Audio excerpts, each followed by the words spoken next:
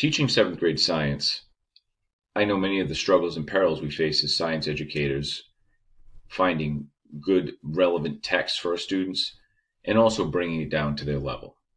One of the tools I'm going to show you here today is called SciSpace. SciSpace is an AI-based tool that allows us to understand complex material. It can highlight and explain text. It can even do math equations, tables within research papers, and we can ask follow-up questions of concepts.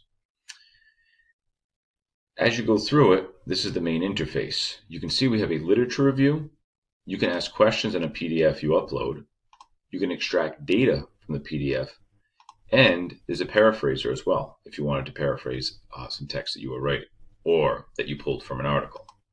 So say we're looking at something such as, how does climate change impact biodiversity?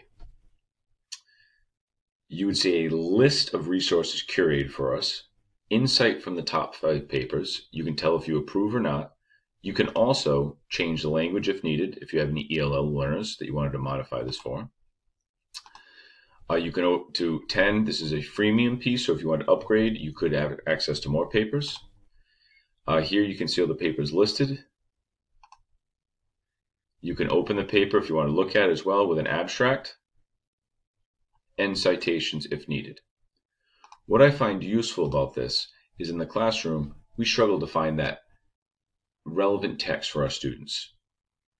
I would take this tool, bring it down to our students' level, leveraging an AI tool such as Brisk. Once I found the text, insert it in Brisk and bring it down. It also allows you to interact with the text with follow-up questions and explanations. It also allows you to have a notebook page where you, as the viewer, can store some of the notes that you've been going through as you do your own research on a topic for your students. SciSpace is an ongoing tool that continues to evolve.